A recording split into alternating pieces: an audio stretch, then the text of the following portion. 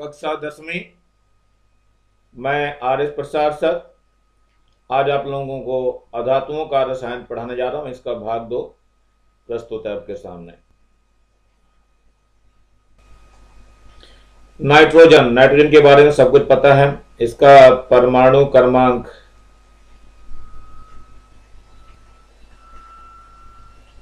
7 होता है। परमाणु भार 14 होता है इसका, और प्रोटॉन की संख्या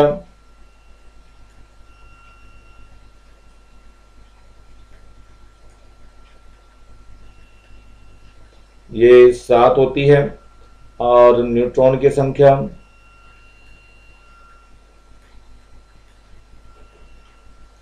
ये भी इसमें 7 होती है, और इलेक्ट्रॉन की संख्या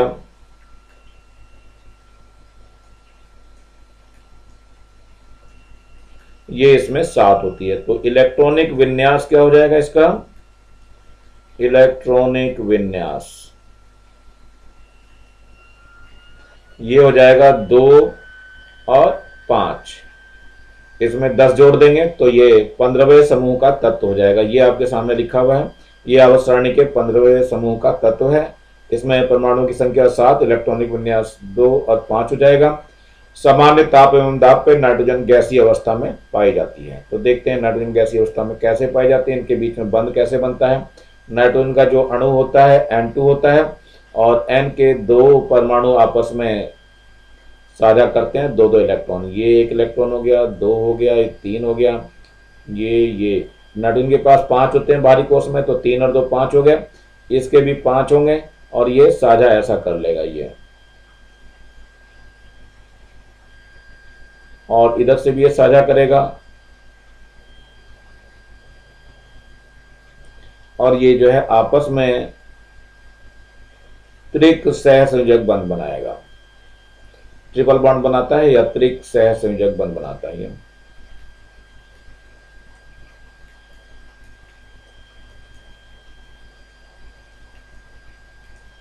त्रिक सहसंयोजक बंध बना लेता है। देखते हैं इसमें कैसे क्या कर रहा है। अब आगे ये समूह याद रखना है। समूह के बारे में पूछते हैं, इलेक्ट्रॉनिक विन्यास के बारे में पूछते हैं, और गैसीय अवस्था में पाई जाती है, अर्थात ये अधातुएं तो हैं इसलिए गैसीय अवस्था में पाई जाती हैं। अब देखते हैं प्रयोगशाला में ये बनती कैसे है, इसके बारे में चर्चा कर लेते हैं। नाइट्रोजन प्रयोगशाला में कैसे बनाई जाती है। तो प्रयोगशाला में नाइट्रोजन गैस जो है अमोनियम क्लोराइड, ध्यान रखना ये अमोनियम क्लोराइड NH4Cl होता है। ये अमोनियम क्लोराइड NH4Cl, और सोडियम नाइट्राइड का सूत्र होता है NaNO3। ये सोडियम नाइट्राइड का जलीय विलयन लेते हैं और इसको गर्म करते हैं। गर्म करने पर अमोनिया गैस बनती है। देखो यहाँ पे ये दोनों के जलीय विलयन लिए गए हैं, और ये गर्म किया जा रहा है, तो NaCl एक्वस बन जाता है और जल बन जाता है, और नाइट्रोजन गैस निकलने चलती है। ये देखो एक बर्तन है, ये गोल पेंदे का बर्तन होता है ये, और इसको एक जाली के ऊपर रख करके बर्नर द्वारा गर्म करते हैं। बर्नर जब गर्म करते हैं तो इसमें देखो ध्यान से क्या क्या लिया गया था। सोडियम नाइट्राइट लिया था, और अमोनियम नाइट्राइड को पहले पानी में घोल लिया गया, तब लिया गया है। अब इसको गर्म करते हैं तो नाइट्रोजन गैस बननी चालू होती है। तो निकास नली के सहायता से, और ये एक ट्यूब दिखाई दे रही है आपको, इसकी सहायता से ये द्रोणिका रखी रहती है, इसको ट्रफ बोल रही है। ये जो चीज है यहाँ पर ये द्रोणिका है, इसका नाम अच्छे से याद रखोगे। द्रोणिका पर उल्टा गैस जार रखा जाता है। ये उल्टे गैस जार में पूरा पानी भर के फिर इसके ऊपर उलट के रख देते हैं। तो इस विधि को कहते हैं ऊपर मुखी जल के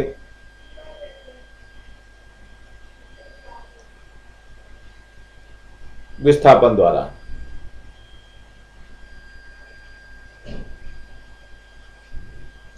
ऊपरमुखी जल के विस्थापन द्वारा इसको एकत्र कर लेते हैं।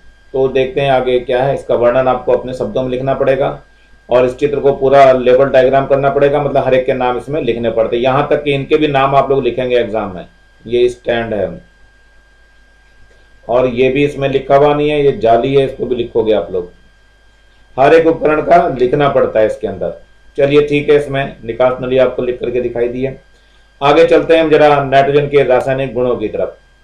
तो ऑक्सीजन से क्रिया करके ये क्या करता है, ध्यान रखना, उच्च ताप पे यह अभिक्रिया होती है। ऑक्सीजन से 2000 के पर अभिक्रिया करके नाइट्रिक ऑक्साइड बनाता है। ये नाइट्रिक ऑक्साइड है, नाइट्रोजन हो गया, ऑक्सीजन हो गई, और जब ये 2000 के पे अभिक्रिया करता है तो ये जो बनता है ये नाइट्रिक ऑक्साइड है।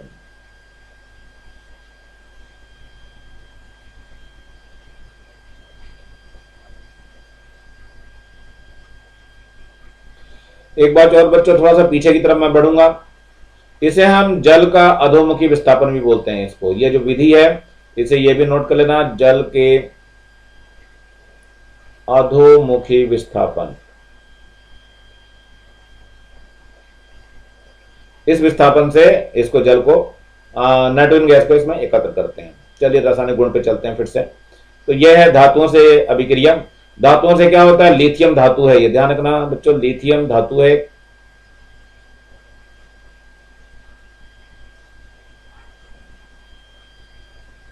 इससे नाइट्रोजन गैस अभिक्रिया करती है और लिथियम नाइट्राइड बनाती है। लेकिन यह सब जो है उच्च ताप पे होती है, ध्यान रखना। अभिक्रिया सिंपल नहीं होती है, उच्च ताप पे, बहुत ताप अधिक चाहिए इसको। हाइड्रोजन से अभिक्रिया क्या है, देखो उच्च ताप पे, यानी जो भी अभिक्रिया हो रही है उच्च ताप पर। यह नाइट्रोजन बहुत कम अभिक्रिया करती है, इसलिए उच्च ताप पर ही अभिक्रियाएं होती है। और उच्च दाब है, ये 200 वायुमंडल दाब है आयरन की उपस्थिति में। ये बहुत ज्यादा इंपॉर्टेंट है, इसको बिल्कुल भी नहीं छोड़ेंगे। एग्जाम में ये जरूर पूछा जाता है, किसी भी तरीके से एग्जाम में जरूर पूछा जाएगा। ये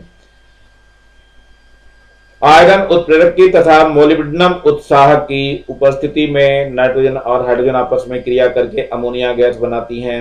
तो ध्यान रखना बच्चों, ये अमोनिया गैस बनाती हैं। अब रासायनिक अभिक्रिया में क्या हो रहा है, इसमें जो मोलिब्डेनम है और आयरन है, आयरन तो उत्प्रेरक का काम करता है। पहले उत्प्रेरक भी समझ लो बच्चों, होता क्या है। ये क्या होता है, रासायनिक अभिक्रिया के वेग को बढ़ा देता है। और उत्प्रेरक, ये एमओ क्या है, वर्धक है। ये उत्प्रेरक की उत्प्रेरणा शक्ति को बढ़ाता है कि ये उत्प्रेरक की तरह से काम करता रहे। तो ये दोनों चीजें बहुत ज्यादा एग्जाम में पूछा जाता है। तो यहाँ पे दिया हुआ है, रासायनिक अभिक्रिया में भाग लिए बिना अभिक्रिया की दर में परिवर्तन करते हैं उत्प्रेरक। और यहाँ पर आयरन जो है रासायनिक अभिक्रिया की दर को बढ़ाता है तथा उत्साहक एमओ उत्प्रेरक की क्रियाशीलता को बढ़ा देता है। अमोनिया निर्माण की इस क्रिया को हैबर प्रक्रम कहते हैं। ध्यान रखना बच्चों, ये हैबर प्रक्रम है। अगली क्लास में भी इसका सचित्र वगैरह वर्णन करना पड़ेगा। यहाँ पर भी रहता है चित्र वगैरह, लेकिन दिया नहीं गया है फिलहाल आपकी बुक में। चलिए कोई बात नहीं, देखते हैं आगे जरा। आगे है नाइट्रोजन के उपयोग। नाइट्रोजन के तो उपयोग बहुत ज्यादा हैं, आप लोगों को अच्छी तरह से पता है। पहला उपयोग देखते हैं क्या है। जीवों एवं वनस्पतियों में पाए जाने वाले प्रोटीन, नाइट्रोजन तथा कुछ अन्य तत्व जैसे कार्बन हो गया, हाइड्रोजन हो गया, ऑक्सीजन हो गया, सल्फर हो गया, के यौगिक हैं। अब नंबर 2 है अमोनिया तथा नाइट्रिक अम्ल के औद्योगिक निर्माण में, यानी उद्योग में जैसे बनाते उद्योगों में जो बनता है अमोनिया और नाइट्रिक अम्ल, तो उसमें सबसे ज्यादा नाइट्रोजन का ही इस्तेमाल किया जाता है। नंबर 3 है डिब्बा बंद भोज्य पदार्थों, जो भी पैकेट्स वगैरह में चिप्स आते हैं या और भी कुरकुरे वगैरह आते हैं, इन सब में अक्रिय वातावरण बनाने के लिए इसका उपयोग करते हैं। मतलब उसके अंदर भर देते हैं जिससे फिर ऑक्सीजन वगैरह नहीं मिलती है और उसके चिप्स वगैरह नहीं खराब होते हैं। नंबर 4 कृषि क्षेत्रों में उपयोगी उर्वरकों में जैसे यूरिया का निर्माण कर लिया, अमोनियम फॉस्फेट वगैरह हो, ये सब इसके निर्माण में नाइट्रोजन का ही उपयोग किया जाता है। नंबर 5 द्रव नाइट्रोजन, ये जो है मेन चीज है। द्रव नाइट्रोजन शीघ्रता से ऊष्मा अवशोषित करती है, इसलिए ऊतक, नमूने, रक्त नमूने इत्यादि को ठंडा कर परिरक्षित करने में उपयोग किया जाता है। मतलब उसको खराब ना होने पाए, इससे बचाने के लिए नाइट्रोजन का उपयोग किया जाता है, द्रव नाइट्रोजन का उपयोग किया जाता है। थोड़ा सा आगे बढ़ लेते हैं जरा हम। ऑक्सीजन आ गया। नाइट्रोजन का इतना ही पोर्शन था, उतना आपको करना है और कॉपी में भी लिखना है। ये आते हैं ऑक्सीजन। ऑक्सीजन का जो संकेत है वो O है। और ऑक्सीजन गैस का जो है, ऑक्सीजन में देख लीजिए, गैस को बाद में बात करेंगे, पहले इसका परमाणु क्रमांक देखते हैं। परमाणु क्रमांक इसका कितना होता है, ये 8 होता है। परमाणु भार कितना होता है, इसका 16 होता है। प्रोटॉन कितने होते हैं इसमें, प्रोटॉन इसमें 8 होते हैं। और इलेक्ट्रॉन कितने होते हैं इसमें, ये भी 8 होते हैं। और न्यूट्रॉन भी 8 ही होते हैं, न्यूट्रॉन भी 8 ही होते हैं। सारी चीजें 8 होती हैं। तो इसका इलेक्ट्रॉन का इलेक्ट्रॉनिक विन्यास करते हैं, तो ये देखो इलेक्ट्रॉनिक विन्यास लिखा हुआ है इसका 2 और 6, यानी बाहरी कोश में इसके 6 इलेक्ट्रॉन होते हैं। इसके दो अपरूप होते हैं, एक तो ऑक्सीजन O2 होता है और एक ओजोन होता है O3। तो ये दो रूप में पाया जाता है और अधिकतर द्विपरमाणु अणु के रूप में रहती है। अधिकांश जो है रूप इसका O2 वाला ही रहता है। ये ओजोन वही ओजोन है जो एक अवक्षय परत बनाती है पृथ्वी के ऊपर, जिससे हमारे पास पराबैंगनी किरणें नहीं आ पाती और हम लोग बच जाते हैं, नहीं तो त्वचा के कैंसर रोग वगैरह इसमें होने चालू हो जाते हैं। तो ये है ऑक्सीजन के बारे में जो आप लोगों को बताया है। अब चलते हैं इनकी विधि पर, क्या है, कैसे बनाई जाती है। तो ये ऑक्सीजन बनाने की प्रयोगशाला विधि है। प्रयोगशाला विधि एक जरूर आती है बच्चों, ध्यान रखना, किसी भी तरीके से एक गैस की प्रयोगशाला विधि जरूर आएगी 100%। तो उसका चित्र बनाएंगे, उसके बारे में लिखेंगे और विधि आप अपने शब्दों में लिखेंगे। कॉपी में आप विधि अपने शब्दों में लिखना है। कैसे लिखना होता है, जैसे ये है अमोनियम, क्या है नाम इसका, पोटेशियम परमैंगनेट, इसका नाम है पोटेशियम परमैंगनेट है।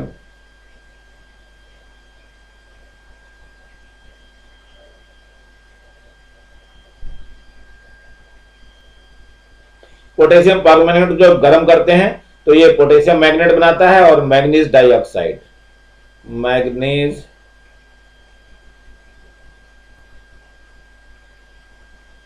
डाइऑक्साइड ये बना लेता है और ऑक्सीजन गैस देता है। ये है ऑक्सीजन गैस, ऑक्सीजन गैस बना लेता है। अब देखो इसको बनाते कैसे हैं।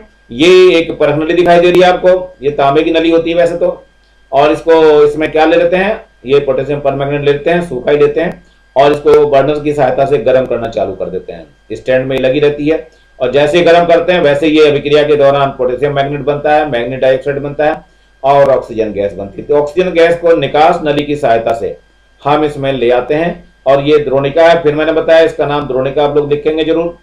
ये ट्रब बताया गया इसमें और ये परख नली है। द्रोणिका पे रखे उल्टे गैस जार में इसको एकत्र करते हैं और जल के अधोमुखी विस्थापन द्वारा, ध्यान रखना इस विधि का नाम है जल के अधोमुखी विस्थापन द्वारा गैस जार में एकत्र करना। चलिए कर लेंगे आप लोग, इसके थोड़ा सा आगे बढ़ते हैं हम लोग। ये है ऑक्सीजन के रासायनिक गुण, ऑक्सीजन के रासायनिक गुण। तो ऑक्सीजन गैस स्वयं जलती नहीं है परंतु जलने में सहायक होता है, बिना इसकी सहायता के कोई भी चीज जलेगी नहीं। फ्लोरीन के बाद सबसे अधिक ऋण विद्युतीय तत्व यही है, तो ध्यान रखना फ्लोरीन सबसे ज्यादा है, उसके बाद ऑक्सीजन का नंबर आता है। नंबर 1 इसके गुणों में चलते हैं, अधातुओं तथा धातुओं के साथ अभिक्रिया। ये तो धातु हो गई सोडियम,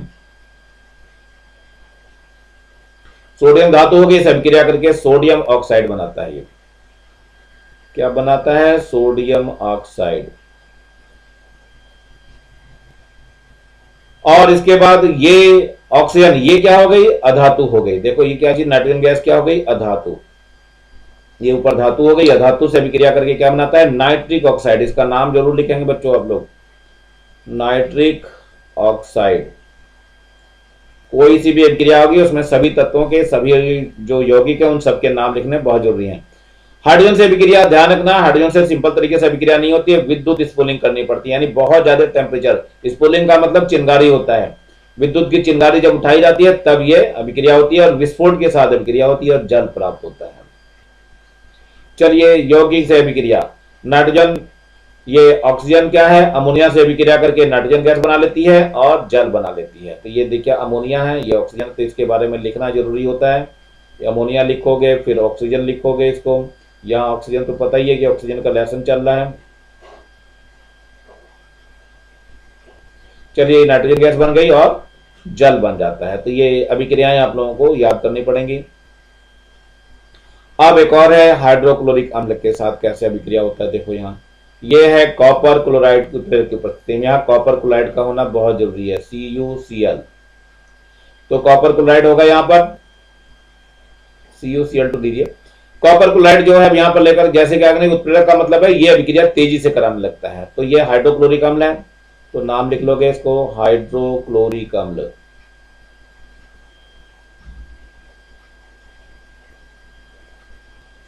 इससे अभिक्रिया करके क्या बनाता है, एक तो जल बनता है और दूसरा क्लोरीन गैस।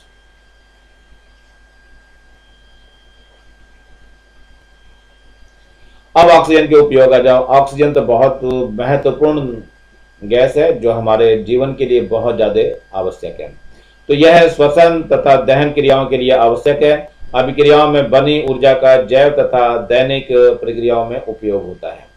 दूसरा नंबर है जीवन के आधारभूत यौगिक प्रोटीन, वसा, कार्बोहाइड्रेट भी ऑक्सीजन के ही यौगिक हैं। नंबर 3, किसी रसायन, कई रसायन जो होते हैं जैसे नाइट्रिक अम्ल हो गया, सल्फ्यूरिक अम्ल हो गया, ओजोन हो गया, इसके औद्योगिक निर्माण में इसका उपयोग करते हैं। नंबर 4 जो कि बहुत महत्वपूर्ण है, द्रव ऑक्सीजन रॉकेट ईंधन के अवयव के रूप में प्रयोग की जाती है, क्योंकि वहां पर जलने के लिए कुछ तो सहायक चाहिए, नहीं तो आग ही नहीं लगने पाएगी तो जलेगा कहां से, रॉकेट चलेगा ही कैसे।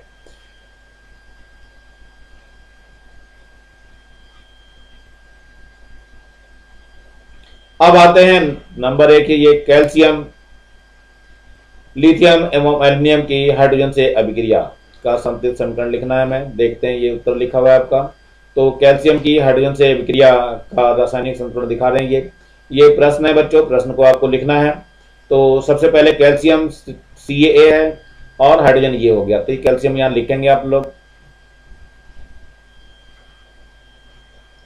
कैल्शियम हाइड्रोजन से अभिक्रिया करके ये बनाता है कैल्शियम हाइड्राइड, इसका नाम भी लिखना है आपको, कैल्शियम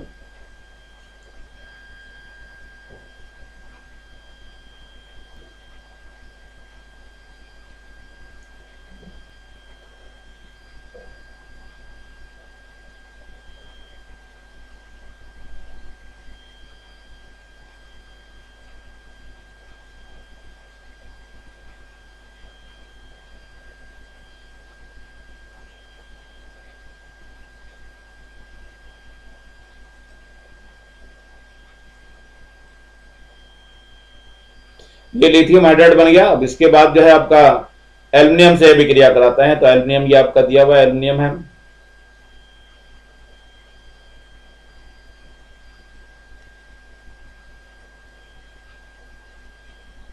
ये हाइड्रोजन से अभिक्रिया करके ये एल्युमिनियम हाइड्राइड बनाती है।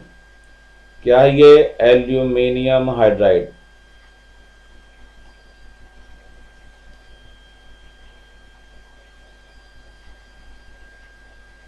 नाम समीकरणों में लिखने इनके बहुत जरूरी हैं, तो बच्चों नाम जरूर लिखेंगे आप लोग, नाम के बिना ये सारा अधूरा माना जाएगा। ये आपके प्रश्न के उत्तर चल रहे हैं। अब इसके बाद आ जाइए, नंबर 2 है ये, इसका उत्तर दिया हुआ है, डिब्बा बंद भोज्य पदार्थों में किस गैस का उपयोग किया जाता है? तो ध्यान रखना, डिब्बा बंद में क्या होता है? नाइट्रोजन गैस का उपयोग किया जाता है। कुरकुरे वगैरह, चिप्स वगैरह में नाइट्रोजन गैस का ही उपयोग किया जाता है। तो क्या होता है, क्योंकि डिब्बा या पैकेट के अंदर नाइट्रोजन गैस अक्रिय वातावरण बना लेता है, जिससे भोज्य पदार्थ अधिक दिनों तक सुरक्षित रहता है। तो भोजन के पदार्थों को या जो भी खाने वाली चीजें होती हैं सबको सुरक्षित रखने के लिए डिब्बे का भोज्य पदार्थ बनाया जाता है। चलिए इसको डिब्बे के भोज्य पदार्थ में उपयोग करते हैं। अब आगे चलते हैं थोड़ा सा प्रयोगशाला। प्रयोगशाला में ऑक्सीजन को पानी से भरी उल्टी प्रणाली अथवा गैस जार में एकत्र किया जाता है। क्यों किया जाता है ये आपको मैंने बताया था। ये इसे हम जल का अधोमुखी विस्थापन बोलते हैं। मैंने पहले बताया था, जल को ऊपर तक भर लेते हैं, भरने के बाद इसमें नीचे से निकास नली द्वारा जो है इसको लगा दिया जाता है और ये बुलबुलों के रूप में गैस ऊपर उठती है और ऊपर का पानी नीचे की तरफ आना शुरू हो जाता है। यही यहाँ पर रखा गया। देखो, प्रयोगशाला में ऑक्सीजन को पानी से भरी बाल्टी में उल्टा रख देते हैं और गैस जार में एकत्र करते हैं, क्योंकि जैसे जैसे प्रणाली में गैस एकत्र होता जाता है, प्रणाली में पानी का स्तर कम होता जाता है और जब प्रणाली गैस से पूरा भर जाता है तो उसके मुंह पर अंगूठा रखकर सावधानी पूर्वक उसे पानी से निकाला जा सकता है। तो ये इसका कारण है। कारण आप लोगों को पता लग गया है। इसमें चित्र भी बना करके आपको दिखाना पड़ता है। ये बच्चों ध्यान रखना, ये मैं बार बार बता रहा हूँ, ये कुछ ऐसा बना हुआ होता है सिस्टम यहाँ पे और ये बेस ऐसा ही रहता है और ये थोड़ा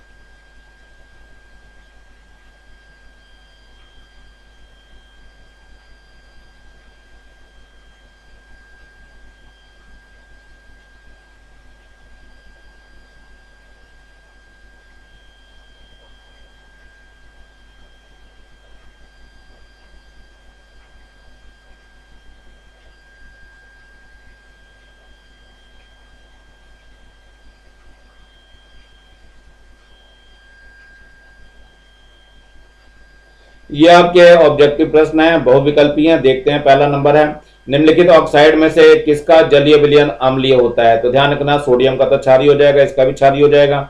ये उदासीन होता है, केवल ये कार्बन डाइऑक्साइड का जलीय विलयन अम्लीय होता है। चलिए दूसरा देखते हैं, निम्नलिखित में से कौन सा तत्व अपरूपता नहीं दिखाता है? तो बेटा ये सोडियम जो है वो नहीं दिखा पाता है, क्योंकि ऑक्सीजन भी होता है, इसके दो होते हैं, O2 और O3, सल्फर के भी कई होते हैं और फास्फोरस के भी कई होते हैं। चलिए नंबर 3 है, निम्नलिखित में से उपधातु कौन सा है? तो ये देखिए इसमें आर्सेनिक जो है वो उपधातु है। इसमें मैग्नीशियम तो धातु है, हीलियम अधातु है, ऑक्सीजन भी अधातु है, तो ये उपधातु आर्सेनिक हुई। नंबर 4, उत्कृष्ट गैस अन्य तत्वों से अभिक्रिया नहीं करती क्योंकि इसका बाहरी कोश पूर्ण रूप से भरा हुआ होता है। ये है बाह्य कक्ष पूर्ण रूप से भरा रहता है। ये एक परमाणु गैस है।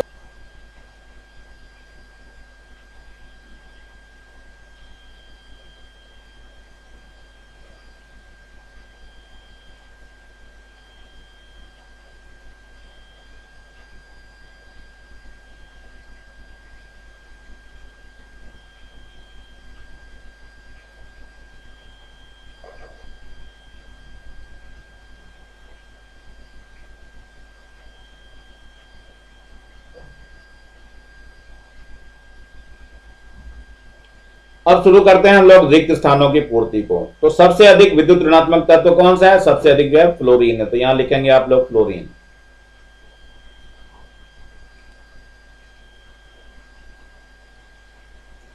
और इधर कार्बन ऑक्सीजन की अपेक्षा विद्युत ऋणात्मक है, तो कार्बन जो है कम होता है, ऑक्सीजन ज्यादा होती है, तो ये क्या है कि अपेक्षा कम विद्युत ऋणात्मक है। इसके बाद आवर्त सारणी में अधातुएं कहां पाई जाती है? तो ध्यान रखना दाईं तरफ पाई जाती हैं, ये दाईं ओर पाई जाती हैं। अब इसके बाद दानेदार जिंक पर तनु अम्ल अथवा क्षार से अभिक्रिया द्वारा कौन सी गैस प्राप्त होती है? दानेदार जिंक पर हाइड्रोजन गैस प्राप्त होती है, तो यहां पे आप हाइड्रोजन लिखेंगे, हाइड्रोजन गैस प्राप्त होती है। चलिए थोड़ा सा आगे बढ़ना चालू करते हैं। यह है अधातुओं तथा धातुओं में भौतिक गुणों में तुलना करनी है, कैसे है? तो ये भी बहुत इंपॉर्टेंट क्वेश्चन है बच्चों, तो इसको तैयार करेंगे आप लोग। चलिए सबसे पहले देखते हैं धातु और अधातु में क्या अंतर है और क्या इनके गुणों में तुलना करनी है। तो सबसे पहले एक लेते हैं। नंबर 1 धातुओं में क्या है? पारे को छोड़ करके सभी धातुएं ठोस अवस्था में पाई जाती हैं और अधातुओं में ठोस, द्रव, गैस तीनों अवस्थाओं में पाई जाती हैं। चलिए नंबर 2 पे आते हैं। धातुएं अघात वर्तनीय होती है, मतलब इस पे चोट मारे तो ये टूटती नहीं है, लेकिन अधातुएं क्या होती हैं? भंगुर होती हैं, टूट जाती हैं तुरंत। इनमें गुण जो है भंगुरता का पाया जाता है, इनमें अघात वर्तनीयता का पाया जाता है। नंबर 3 पे आ जाइए। धातुएं तन्य होती है, मतलब इनसे तार बनाए जा सकते हैं, लेकिन अधातुएं तन्य नहीं होती, इनके तार किसी भी हालत में नहीं बनेंगे। नंबर 4 धातुएं उष्मा एवं विद्युत की सुचालक होती हैं और ग्रेफाइट और आयोडीन को छोड़कर सभी अधातुएं उष्मा और विद्युत की कुचालक होती है। ध्यान रखना है ये अधिकतर विद्युत की कुचालक होती है, लेकिन ये 2 एक्सेप्शनल केस हैं, ग्रेफाइट और आयोडीन, ये को छोड़ दिया जाता है। चलिए नंबर 5 पे आते हैं। अधातुओं में धात्विक चमक पाई जाती है, लेकिन ग्रेफाइट और आयोडीन को छोड़ दो, बाकी अन्य धातुओं में चमक नहीं होती है। इसमें चमक नहीं पाई जाती है, इसमें चमक पाई जाती है। नंबर 6 है धातुएं कठोर होती हैं, जैसे सोडियम और पोटेशियम, ये अपवाद में आ जाते हैं, बेचारे बहुत कोमल होते हैं, चक्कू से भी कट जाते हैं। इनको छोड़ करके बाकी सभी धातुएं क्या होती हैं? कठोर होती हैं। हीरे को छोड़ करके धातुओं में कोई भी कठोर नहीं होता, हीरा बहुत कठोर होता है, यानी सबसे कठोरतम जो चीज है वो हीरा ही माना जाता है। तो आगे प्रश्नों की तरफ थोड़ा सा और बढ़ लेते हैं जरा हम लोग। तो ये आ रहा है कुछ और, चौथा प्रश्न आपके यहाँ का दिया हुआ है टेक्स्ट बुक का, ये चौथा प्रश्न है। दिए गए तत्वों के ऑक्साइड एवं क्लोराइड बनाने की अभिक्रिया को संतुलित समीकरण द्वारा दर्शाना है। हाइड्रोजन, फास्फोरस, सोडियम और मैग्नीशियम। चलिए देखते हैं। पहले हाइड्रोजन के ऑक्साइड एवं क्लोराइड बनने की अभिक्रिया को संतुलित समीकरण द्वारा हम दर्शा रहे हैं। पहले ऑक्साइड अभिक्रिया दे देते हैं समीकरण। तो 2H2 है और प्लस O2 है, तो 2H2O बन जा रहा है। तो ये पहली समीकरण है हाइड्रोजन और ऑक्सीजन के साथ। फिर हाइड्रोजन और क्लोरीन के साथ है, ये हाइड्रोक्लोरिक अम्ल बना लेता है, HCl बना लेता है। फिर नंबर 2 पे है फास्फोरस के ऑक्साइड एवं क्लोराइड बनने के लिए संतुलित समीकरण देखो, फास्फोरस और ऑक्सीजन अभिक्रिया करके PO बना लेता है, और इधर फास्फोरस क्लोरीन के साथ अभिक्रिया करके PCl3 बना लेता है। और सोडियम के ऑक्साइड एवं क्लोराइड बनाने के लिए क्या होता है? ये है आपका ऑक्साइड अभिक्रिया, सोडियम और ऑक्सीजन आपस में अभिक्रिया करके सोडियम ऑक्साइड बना लेते हैं। इसमें 2 से अभिक्रिया करनी है, 4 से गुणा करनी है। यहाँ सोडियम और क्लोरीन आपस में अभिक्रिया करके सोडियम क्लोराइड बना लेते हैं, ये सोडियम क्लोराइड है। तो इस तरह से आपको समीकरणों को संतुलित समीकरण लिखनी है कॉपी में और याद भी करनी है साथ साथ। मैग्नीशियम की ऑक्साइड एवं क्लोराइड बनाने के लिए संतुलित समीकरण देखो, मैग्नीशियम ऑक्सीजन के साथ अभिक्रिया करके मैग्नीशियम ऑक्साइड बनाता है, इसे MgO लिखते हैं। और क्लोराइड के लिए ये है मैग्नीशियम और क्लोरीन आपस में अभिक्रिया करके क्या बनाते हैं, मैग्नीशियम क्लोराइड बना लेते हैं। तो इस प्रकार से समीकरणों को संतुलित लिखना है। ये दो जहां लिखा हुआ दो वहीं लिखेंगे, जो नीचे दो है वो नीचे ही लिखा जाएगा, ऊपर मत लिखना है इसके लिए। अब नंबर क्वेश्चन है 5, नाइट्रोजन और हाइड्रोजन की आपस में क्रिया का समीकरण तथा अभिक्रिया की परिस्थितियां लिखनी है। तो ये अमोनिया बनाने की हैबर विधि है। अमोनिया बनाने की हैबर विधि बहुत ज्यादा इंपॉर्टेंट बच्चों, इसको बिल्कुल भी नहीं छोड़ेंगे, एग्जाम की दृष्टि से बहुत ज्यादा इसमें उत्पन्न है। तो उच्च ताप पे यानी 450 से लेकर 500 डिग्री सी एवं उच्च दाब 200 वायुमंडलीय दाब पर आयरन उत्प्रेरक तथा मोलिब्डेनम उत्साहक की उपस्थिति में नाइट्रोजन और हाइड्रोजन को आपस में क्रिया कराकर अमोनिया बनाई जाती है। ये अमोनिया का औद्योगिक प्रोसेस होता है, यानी उद्योगों में ऐसे ही बनाई जाती है। नाइट्रोजन ये गैस है, ये हाइड्रोजन गैस है, लेकिन जब इसको इस ताप पे और इस वायुमंडल दाब पे यानी 450 से 500 डिग्री सी और 200 वायुमंडलीय दाब पे हम गर्म करते हैं तो ये अमोनिया गैस बनती है। तो यहाँ लिखना भी जरूरी है बच्चों, अमोनिया, ये अमोनिया गैस प्राप्त होती है। थोड़ा सा आगे बढ़ लेते हैं जरा हम। आगे है छठा प्रश्न एक दिया हुआ है आपका। छठे प्रश्न में क्या बताया जा रहा है, helium, neon, krypton, argon, xenon, radon अक्रिय गैसें क्यों कहा जाता है। Helium, neon, krypton, argon, xenon और रेडॉन को अक्रिय गैस क्यों हो जाता है। इनका बाहरी कोर बिल्कुल भरा हुआ होता है, तो इस किसी से ना लेने की जरूरत पड़ती है ना ही देने की इनको जरूरत पड़ती है, इसलिए अक्रिय गैस होती है या निष्क्रिय गैस कहलाती है। Helium, neon, krypton, argon, xenon और रेडॉन आदि अधातु तत्वों में हीलियम को छोड़कर अन्य सभी तत्वों के अंतिम कोष में 8 इलेक्ट्रॉन पाए जाते हैं। हीलियम में बेचारे में 2 ही पाए जाते हैं, इसलिए इसको छोड़ देते हैं, ये डुप्लीकेट माना जाता है, तो पाए जाते हैं। इसी कारण ये सामान्यतः रासायनिक विक्रिया में भाग नहीं लेते हैं और इन्हें अक्रिय अथवा निष्क्रिय गैसें कहा जाता है। तो ये कारण है बच्चों, इसको लिख लेंगे आप लोग अपनी कॉपी में। नंबर 7 प्रश्न है, हाइड्रोजन के निम्नलिखित औद्योगिक उपयोग को समझाइए। नंबर 1 जलने पर ताप का उत्पन्न होना। नंबर 2 जो है उत्प्रेरक की उपस्थिति में वनस्पति तेलों से अभिक्रिया। क्या होता है देखते हैं, पहले हम पहला पार्ट लेके चल रहे हैं। जलने पर ताप का उत्पन्न होना, हाइड्रोजन और ऑक्सीजन की उपस्थिति में जलती है। कब जलती है, 400 डिग्री से कम ताप पर हाइड्रोजन तथा ऑक्सीजन गैस का संयोग बहुत मंद गति से होता है, किंतु जैसे ही इसका ताप 600 डिग्री से ऊपर पहुंचता है यह अभिक्रिया तीव्र वेग से होती है। यदि हाइड्रोजन और तथा ऑक्सीजन के मिश्रण को जलाया जाए तो वह अत्यंत तीव्र विस्फोट के साथ जलता है, धमाके के साथ जलता है। ये आपका हाइड्रोजन हो गई, ये ऑक्सीजन हो गई और ये जल बन रहा है और उष्मा साथ में उत्पन्न हो रही है। थोड़ा सा आगे बढ़ जाइए। यह है नंबर 2 उसका पोर्शन, उत्प्रेरक की उपस्थिति में वनस्पति तेलों से अभिक्रिया। जब कभी वनस्पति तेलों में हाइड्रोजनीकरण करते हैं तो वो घी बनाती है, वनस्पति घी।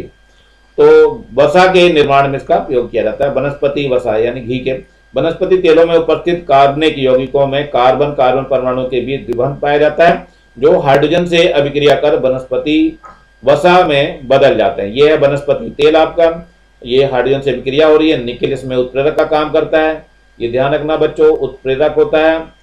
और ये बहुत महत्वपूर्ण चीज है जो बताई नहीं जाती, निकेल की थोड़ी सी भी उपस्थिति हानिकारक होती है, अर्थात ये आदमी इससे मर जाता है। तो ये बहुत भयंकर चीज है, इसलिए वनस्पति घी से बचना चाहिए हम लोगों को। वनस्पति में जो ये निकेल होता है, अगर निकेल की मात्रा थोड़ी सी भी रहेगी इसके अंदर तो आदमी नहीं बचेगा किसी भी कीमत पे।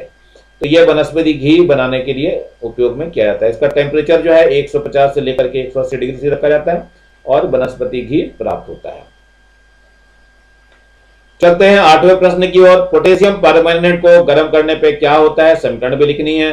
पोटेशियम परमैंगनेट को मैंने पीछे बताया था, ये ऑक्सीजन बनाने की प्रयोगशाला विधि है। ध्यान रखना बच्चों, ये ऑक्सीजन बनाने की प्रयोगशाला विधि है।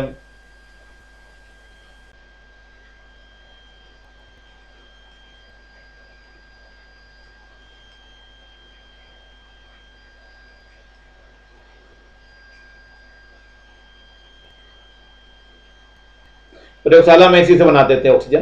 तो पोटेशियम परमैंगनेट हो गया, ये बनता क्या है, पोटेशियम मैग्नेट बन जाता है। और ये साथ में मैग्नीज डाइऑक्साइड भी बनता है, तो इसको भी लिखो, मैग्नीज डाइऑक्साइड।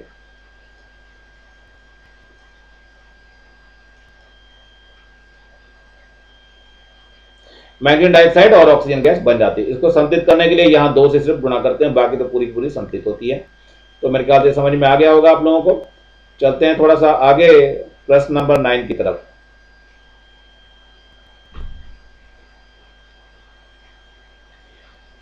ये है दानेदार जिंक की तनु हाइड्रोक्लोरिक अम्ल से अभिक्रिया द्वारा गैस ए बनती है। ध्यान रखना, गैस ए बनती है और यह गैस ऑक्साइड बी से अभिक्रिया करके उसे कॉपर धातु से अपचयित कर देती है। उपरोक्त अभिक्रियाओं के समीकरण ए व बी के नाम भी बताने हैं।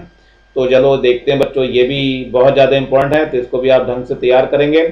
तो उत्तर है इसका, दिए गए अभिक्रिया में प्रयुक्त ए का नाम हाइड्रोजन, यानी ए जो बनाई है ये बताया गया ये हाइड्रोजन है, और जो बी बताया गया है वो कॉपर ऑक्साइड है, यानी कॉपर है आपका एक तरह से। बी का नाम कॉपर धातु है। तो हम देखते हैं कैसे बना है ये। पहले दानेदार जिंक या तनु हाइड्रोक्लोरिक अम्ल से अभिक्रिया करा रहे हैं। तो ये है दानेदार जिंक, ये हाइड्रोजन क्लोराइड है, हाइड्रोक्लोरिक अम्ल। तो जिंक क्लोराइड बनता है और हाइड्रोजन गैस बन जाती है। इसी का नाम जो इसने क्या दिया था, ये वाला कंपाउंड ए था। चलिए, हाइड्रोजन गैस कॉपर धातुओं से ऑक्साइड से अभिक्रिया करके उसे कॉपर धातु में अपचयित कर देता है, यानी ये जो है बी है कॉपर हमारा, ये कॉपर ऑक्साइड है। इसने पहले ही बोला था बी का ऑक्साइड, तो बी का ऑक्साइड है ये। तो इसको लिख सकते हो बी का ऑक्साइड। बी के ऑक्साइड को जब 200 डिग्री सेंटीग्रेड पर हाइड्रोजन गैस से अभिक्रिया कराते हैं तो ये कॉपर अलग हो जाती है और जल का मॉलिक्यूल इसमें से अलग हो जाता है। तो ये अभिक्रिया आपको लिखनी है और याद भी करनी है। 9वें के बाद अब आगे क्वेश्चनों को बढ़ाते हैं थोड़ा सा हम लोग। अब 10वां है, देखो 10वें में क्या सेवती क्या कर रही है। सेवती ने सल्फर चूर्ण को उद्दहन चम्मच में लेकर के गर्म कर बनी हुई गैस को परखनली में एकत्र किया। परखनली में एकत्र गैस के समीप गीला लाल तथा नीला लिटमस पेपर ले जाने पर उसके रंग में क्या परिवर्तन होगा और क्यों होगा, समझाइए। उपरोक्त अभिक्रियाओं का रासायनिक समीकरण भी लिखना है। चलिए, रासायनिक समीकरण तो बाद में लिखेंगे, पहले हम इस उत्तर को देख लेते हैं। सल्फर चूर्ण को उद्दहन चम्मच में लेकर के गर्म कर बनी हुई परखनली में एकत्र गैस सल्फर डाइऑक्साइड गैस है। ध्यान रखना, जब भी हम इसको सल्फर को गर्म करते हैं तो वो सल्फर डाइऑक्साइड गैस बनाता है। तो सल्फर डाइऑक्साइड तो गैस आ गई। परखनली में एकत्र सल्फर डाइऑक्साइड गैस के समीप गीला लाल लिटमस पत्र ले जाने पर क्या होता है, लाल लिटमस का पेपर नीला हो जाता है। क्यों नीला होता है, क्योंकि परखनली में एकत्रित गैस लिटमस पेपर के पास ले जाने पर उसका रंग लाल हो जाता है। क्यों होता है, क्योंकि सल्फर डाइऑक्साइड अधातुओं के यौगिक हैं जिसकी प्रकृति अम्लीय होती है। तो अम्लीय होने के कारण उसका रंग लाल हो जाता है। तो ध्यान रखना बच्चों, उदासीन होती है। जो लिटमस पेपर को नीला तथा लाल लिटमस पेपर को लाल रंग में परिवर्तित कर देता है, नीले लिटमस पेपर को लाल में परिवर्तित कर देता है। ध्यान रखना इसको, अम्लीय होने के कारण। अब रासायनिक समीकरण की भी बात कर लेते हैं। ये है वो समीकरण, ये आपका सल्फर है, सल्फर से इसने ऑक्सीजन से अभिक्रिया करी और ये सल्फर डाइऑक्साइड बन गया।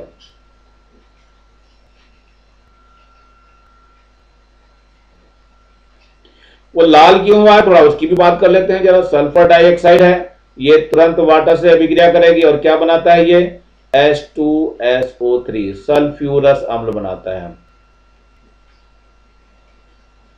तो ये अम्ल हो गया। अम्ल होने की वजह से क्या होता है, नीले लिटमस पेपर को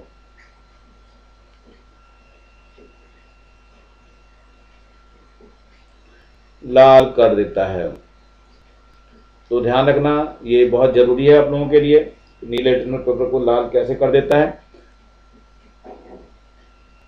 अब आ जाओ 11वां प्रश्न है इसमें। निम्नलिखित क्रियाकलाप हाइड्रोजन के किन गुणों को दर्शाते हैं। नंबर 1 है, हाइड्रोजन गैस से भरा गुब्बारा ऊपर उड़ता जाता है बेचारा। तो क्यों उड़ता है, देख लो यहाँ पर। हाइड्रोजन गैस हवा से बहुत हल्की होती है और हल्के होने के कारण ये जो ऊपर उड़ना चालू हो जाता है और ये ज्वलनशील भी होता है। तो हाइड्रोजन से भरे गैस जार के मुंह के समीप तीली जलती ले जाने पर पॉप की आवाज आती है, मतलब फट जाता है बेचारा। तो हाइड्रोजन गैस के तीव्र ज्वलनशील होने के कारण क्या होता है, ये गुण दर्शाता है, तुरंत जलता है। हाइड्रोजन गैस स्वयं जलती है बच्चों, ध्यान रखना, हाइड्रोजन गैस स्वयं जलती है। तो जलने के कारण तुरंत आग पकड़ लेती है और वो गुब्बारा फट जाता है। अब थोड़ा सा आगे बढ़ ले जरा। ये 12वां प्रश्न है आपका, यौगिक X जिसका उपयोग पीने के लिए किया जाता है। पीने के लिए तो पानी का ही उपयोग होता है। तो यौगिक X आपको पता ही चल गया, ये जल है, ये जल आप पर दिखाया हुआ है। चलिए, पीने के उपयोग में क्या आता है, pH इसका 7 है, उदासीन होता है इसलिए pH इसका 7 है। इसके अम्लीय विलयन के विद्युत अपघटन से इसका जो अम्लीय विलयन होता है उसके विद्युत अपघटन से Y गैस तथा Z गैस उत्पन्न होती है। तो ये विद्युत अपघटन जब करते हैं तो हाइड्रोजन गैस बनती है और ऑक्सीजन गैस बनती है। तो दोनों ही गैसें आप लोगों को दिखाई दे रही होंगी इस पे। चलिए इसमें पता चल गया Y Z की तुलना में दुगना प्राप्त होता है। Y तीव्र ज्वलनशील होती है जबकि Z जलने में सहायक होती है। X, Y तथा Z को पहचानना है, उपरोक्त अभिक्रियाओं का रासायनिक समीकरण भी देना है। तो देखते हैं कैसे रासायनिक समीकरण की